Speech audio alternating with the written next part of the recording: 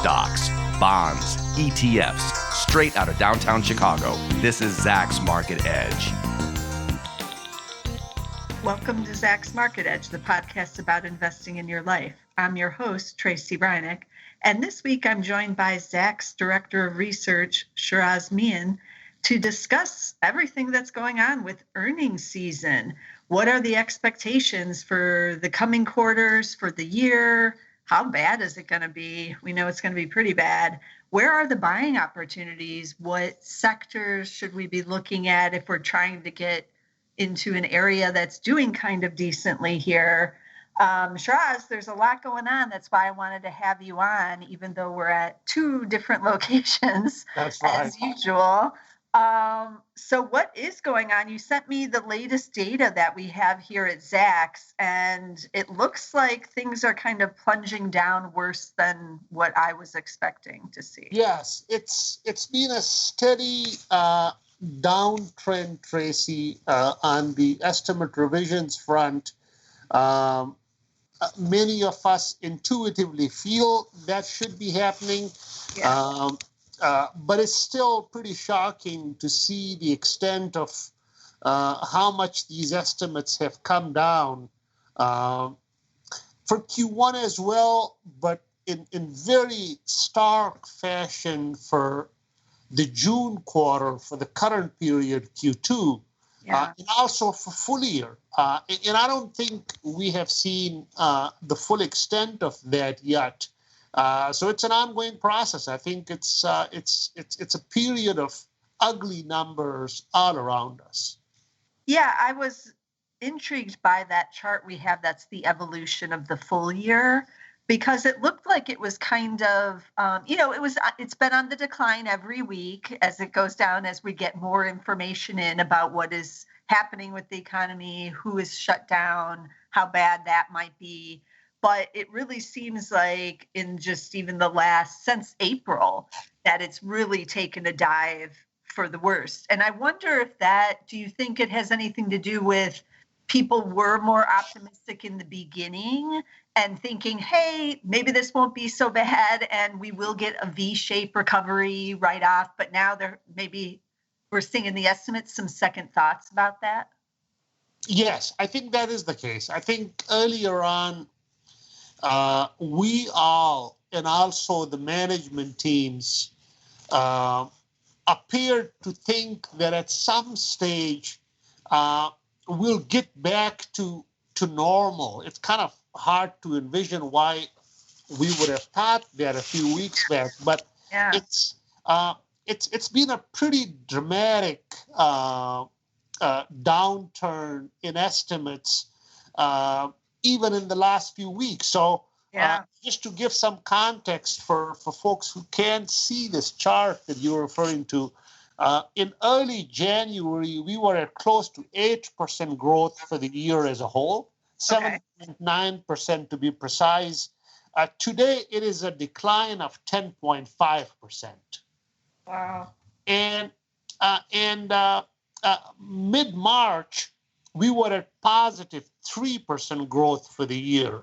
So from mid-March to today, we have come down from positive 3% growth for the S&P 500 for the full year to a decline of 10.5%. We have never seen anything like this before. Yeah. So what does that mean we should be looking for, like during this earnings season? It's just started right now. We just started to get some of the banks in, but what should we be looking for?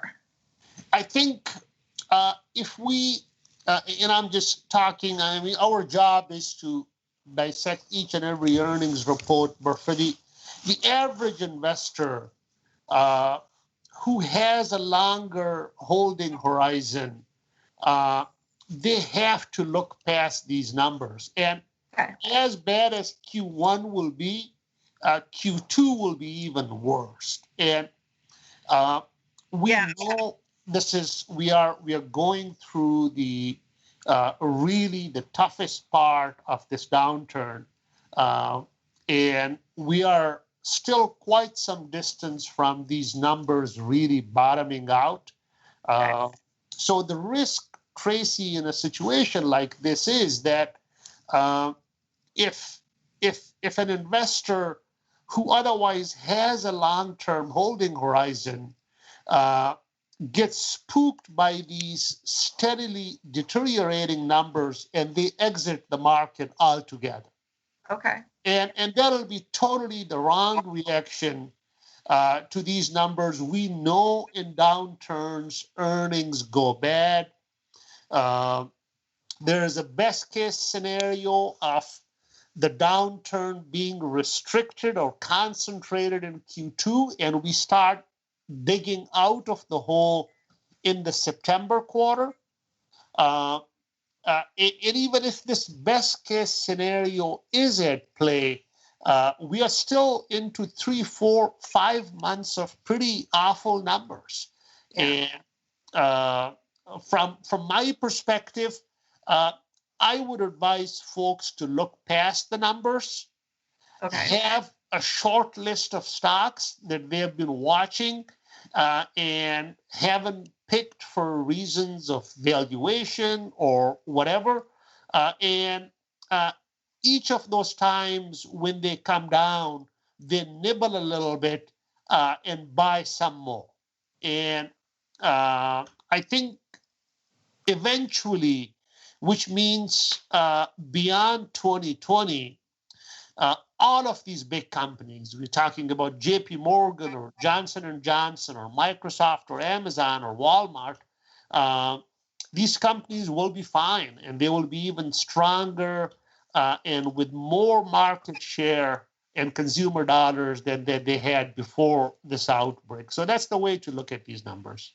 Okay, that's kind of what I wanted to talk about too, is doesn't it make some sense to just dive into, if you are looking for individual stocks to buy, some of the names you just mentioned, or like I noticed on the second quarter cut, one of the areas that's not seeing quite as bad of the estimate cuts is the technology sector. So why not just dive into like a Microsoft? They're up 9% year to date right now. I agree. I totally agree. I think all of these companies, including Amazon, and I was looking at the Amazon performance year to date, and as impressive as those numbers are, we can only envision that this company that has been such a dominant presence in our lives is such a compelling investment at the same time too. Now, Amazon really hasn't come down. In fact, it has gained even more ground. There are plenty of other companies that have proven themselves as compelling as Amazon. You mentioned Microsoft. I'll throw in Walmart in the mix. I think Walmart has truly established itself as this other compelling player that'll be with us, and having this business model that offers this beautiful blend of online and brick and mortar, and I think Walmart also comes out of this. And it's not the only one. There's many others you may discuss later on that will come out stronger. Yeah. And that's the way to look at this earnings season. It's probably useful to advise listeners not to get too hung up on the fact that JP Morgan's numbers are down 69%. Right. Or Wells Fargo's are down 90%. It's 89% or something. So those are crazy numbers, and the June quarter numbers would be even worse. And these are the best banks. I mean, J.P. Morgan is not Wells Fargo. If J.P. Morgan's numbers are this bad, we can only imagine what's happening with the smaller players. Right. So I also noticed in some of our data that there are a few sectors that are supposed to see positive earnings growth in the second quarter still. This is subject to change, and probably these will go into the negative too eventually. But a couple of them were business services, staples, of course, utilities, and then medical, obviously. But I took a look at some of the business services, and I feel like that area is kind of intriguing here because that is an area that has like TeleDoc in there. TDOC is the ticker. Those shares are up 91% because everybody has to call their doctor right now. But it's kind of an opportunity for them. But I was also eyeing a company like AMN Healthcare Services. This is a mid-cap company that does staffing for doctors and nurses, essentially. AMN is the ticker.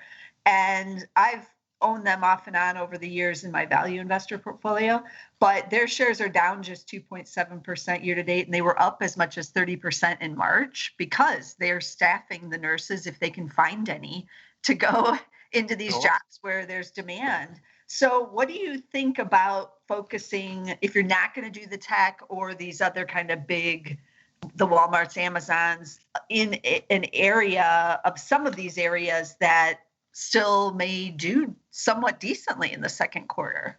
Absolutely. I think these service providers, and that's what these business services companies are. And you mentioned TeleDoc, just a aside about TeleDoc, that this was on the final short list for this year's top 10 portfolio. Wow. And of the final 13 stocks, of which I picked the 10, I left TDOC to my it's in my hall of shame. So just wanted to mention that.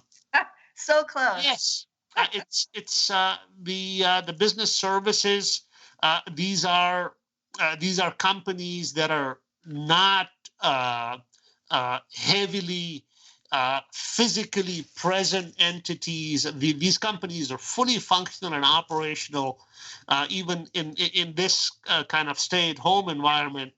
And when companies are going down and responding to an economic downturn, as we're going through now, and also when they are coming out of it, they require a lot of consulting and professional help that is provided by these companies. So the ones you mentioned are more of the smaller, mid-cap, up-and-coming names, but even the more traditional large-cap consulting firms, like an Accenture, for example, those have come down.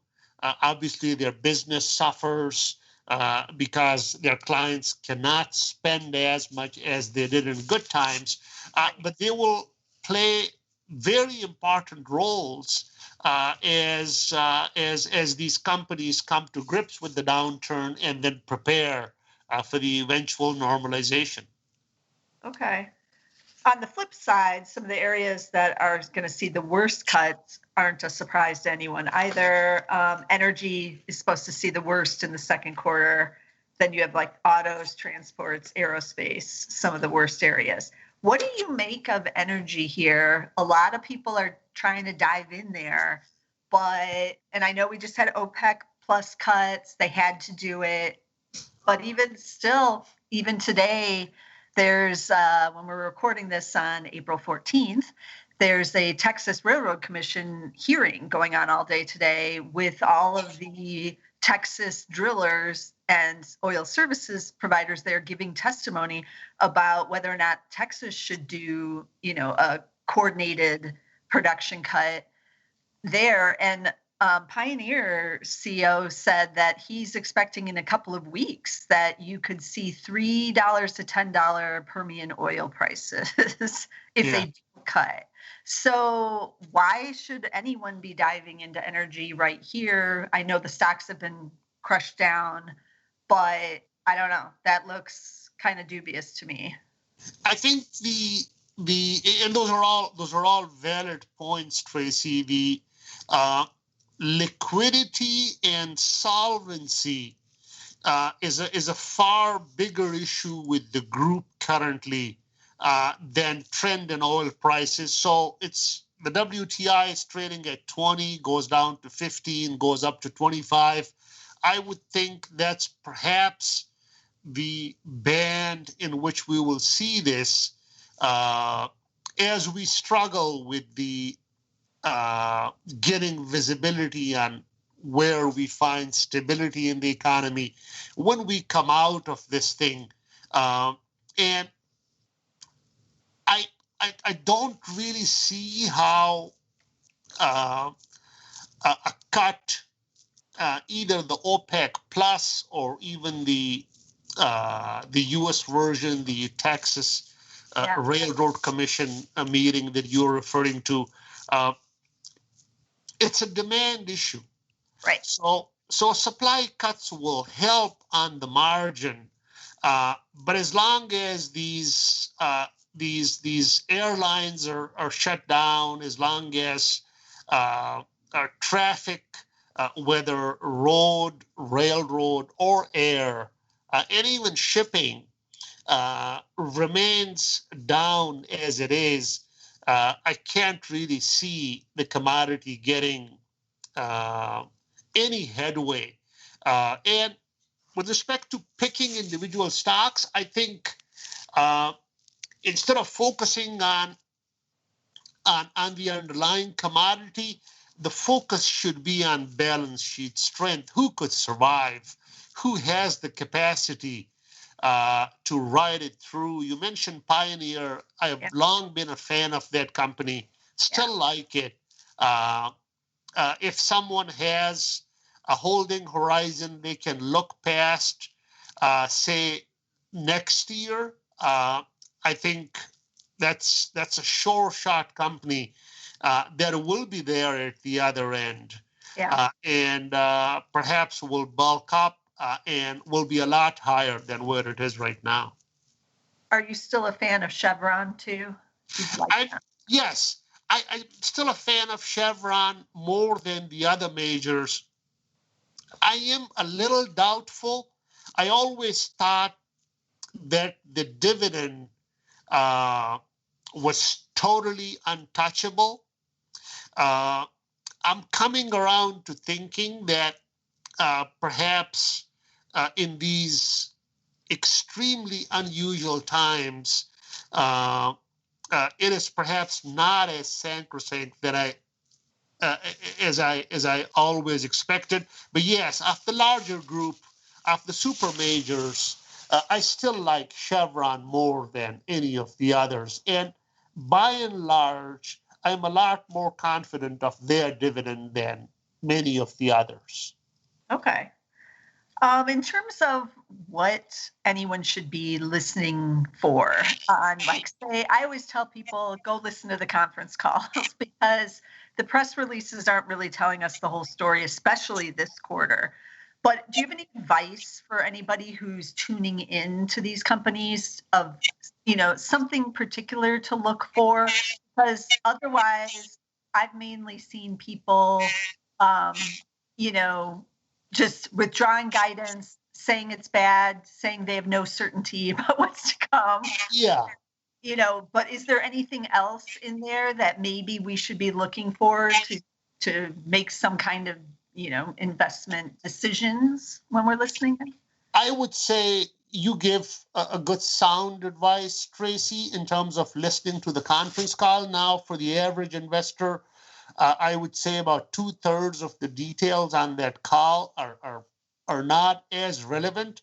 Right. But the part of the calls, and if they can get hold of the transcript, that's probably more useful for them. The part in which the management team is discussing underlying conditions in their business.